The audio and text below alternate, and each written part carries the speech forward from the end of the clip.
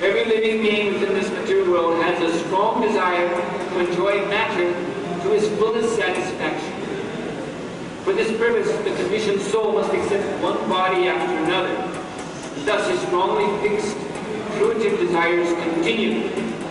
One cannot stop the repetition of birth and death without being completely desireless. Therefore, Srila Rupa Goswami describes pure bhakti devotional service as follows. Anyavilashita shunyam kyana karmadi anavritam anukuryena krishnam shilanam bhaktirutama. One should render transcendental loving service to the Supreme Lord Krishna favorably and without desire for material profit or gain through fruitive activities or philosophical speculation. That is called pure devotional service. Unless one is completely free of all material desires, which are caused by the dense darkness of ignorance, one cannot fully engage in the devotional service of the Lord. Therefore, we should always offer our prayers to Lord Narasimhadeva, who killed Hiranyakashipu, the personification of material desire.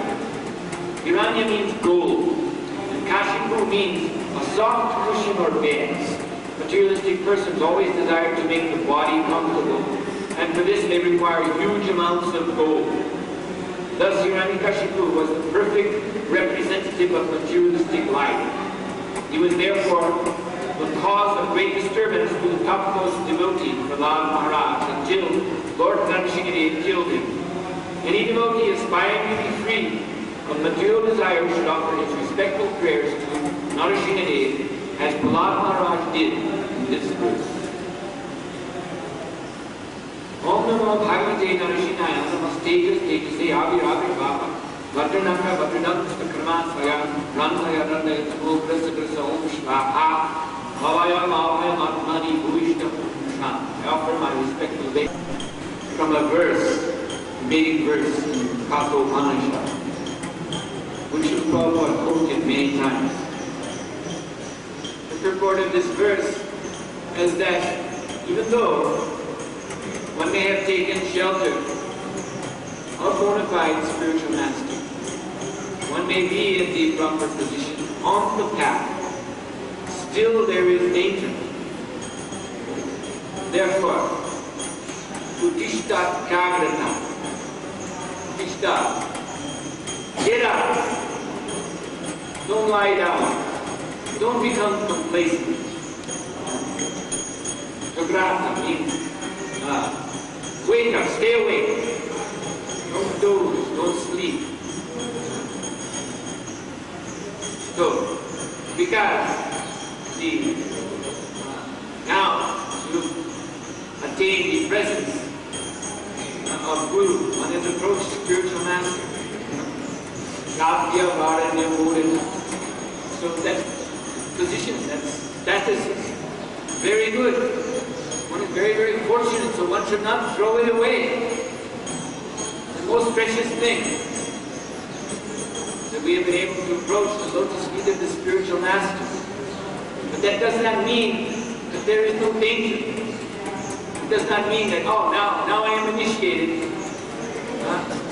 so everything is all right. Let me, as when driving a car, shift into neutral and coast. I don't have to give any more power for myself. Now, Guru Maharaj, my spiritual master, he'll do everything. But that is not spiritual life. We don't find, Prabhupada said, a very interesting remark he made concerning Arjuna's talk with Krishna in Bhagavad Gita. We don't find that the conclusion, Prabhupada said, is that Krishna told Arjuna, all right, Arjuna, I'll do everything. I'll fight, and you sit down and smoke marijuana. This is not the meaning of accepting spiritual mastery. No. What is the message of Bhagavad Gita? That Lord Krishna was demanding, Arjuna, you act. You engage yourself. You take risk. And it is very, very risky. Shurasya dhara nishita duratyaya. This Upanishadic verse goes on to say, Shurasya dhara, this path is like the edge of a razor. not like the flat part of the razor. You know, this razor you take when the thing Gopal comes around. So he has this old-fashioned razor. So on the side it is very flat. That you might think that is the path. Very flat and straight. No. The actual path is the edge. The sharp edge. Rasya, Hara, Ishito is very sharp. Duratiya, very, very difficult to get across this path. Durga, it is hard. It's like you want to walk on the edge of a razor. It is how hard it is. You put your foot there. It will be cut. So, Durga, Tatasta, Kobyo, Vadanti, the Kavis, the wise sages, they have given this warning to us. Do not become complacent, do not become relaxed. To take up Krishna consciousness, Srila Prabhupada said, it means to declare war against Maya. And who are we to declare war against Maya? Tiny, insignificant, Jiva Atma, 1/10,000th of tip of the hair in size. What is our position? We are fallen souls. We are overwhelmed by the waves of material nature, and yet we are daring to declare war. Now I will fight you, Maya.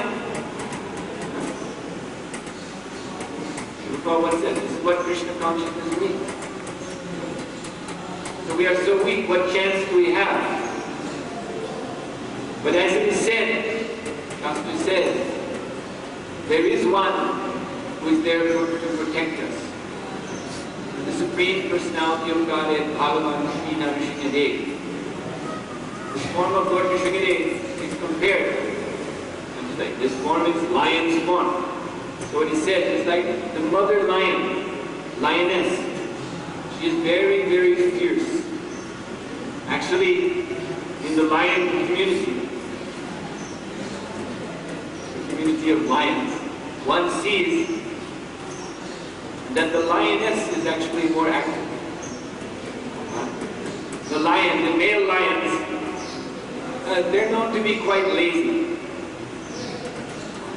But the lioness, she has to take care not only for herself, but also for her cubs.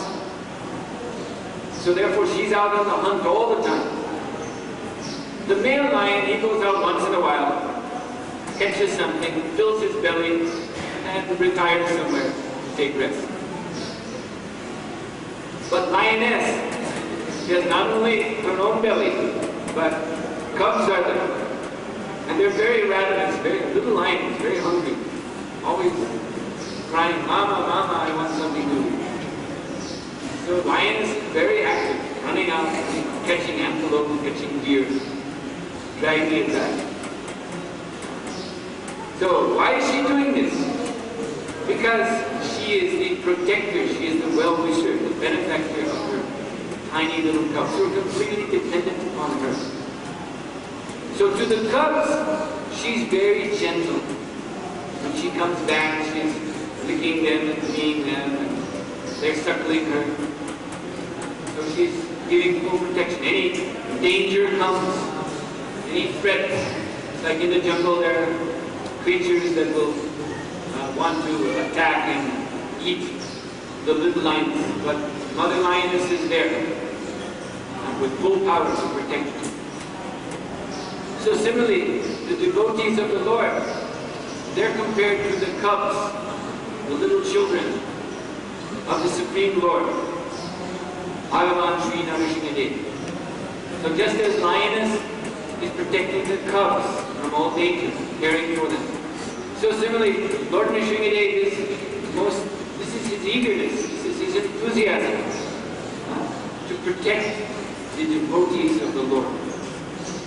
And so, it is the responsibility, it is the duty of the devotees to come under that protection. So we are always in this Krishna consciousness movement, taking risks. And this is how one becomes deserving of that protection. One must, as Prabhupada said, just to become devotee means to declare war against material energy, but it doesn't stop there. Actually, we are ordered to go out and preach. We come to this movement, many of us have come to this movement running full speed away from material association, having burnt our fingers in sinful activity, in impure material world. And so having, as they say, smelt the rose and felt the thorn, having understood that this material existence is full of suffering, although there is some tantalizing scent of happiness there, it is actually a place of suffering. So you come to this Krishna consciousness movement seeking shelter. And then we are told, now you must go back out. Go back out there and preach Krishna consciousness. That is the way one actually overcomes this asatsanga, this material association, by taking this risk for Krishna. But full protection is there for one who takes this risk. We can recall some years ago, 1990, 6 years ago. So myself and Bhakti by Baba Maharaj, we're in a very strange region of the world preaching. This region is called Transylvania. It is a mountainous area of the present-day country of Romania. So Transylvania, you may know, has a reputation. It is the home of one Count Dracula.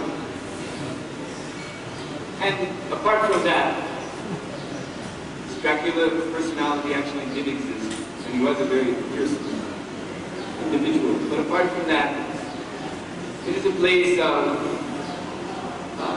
gypsies and black magic and wolves, mountain wolves, and all kinds of dangers are there.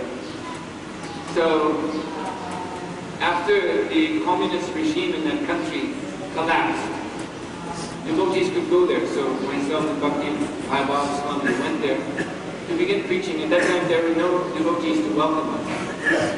Completely uncharted territory. So we were driving at night because we got delayed. We didn't want to drive at night, but we were forced to drive at night to the capital city of Transylvania, called Sibiu. And we were just a few kilometers outside. And the road, we'd come out of the mountains, so the road was very straight and flat, seemingly very safe. So Maharaj was driving, I was sitting in passenger seat. And suddenly he remarked, "Oh, something very strange is happening here." I said, "What is that?" He said, "The wheels of this van do not seem to be touching the road anymore." And I was looking, what? He said, "Yeah, just see." He was turning the steering wheel, but the van was not turning. It was just moving as if on air, straight ahead. So, this was very, very bizarre to say the least. So, he was testing, turning this way, turning that way, and was not affecting the direction of the van. And then all at once, but then he thought, he became a little frustrated, a little alarmed, so he was just turning the wheel fully to one side. As far as it would turn to one side. And still, the van was going straight, a little bit drifting now to the other side. A little bit drifting. So what is this? The wheels are not driving the car. The wheels are not directing the car. Then suddenly, all at once,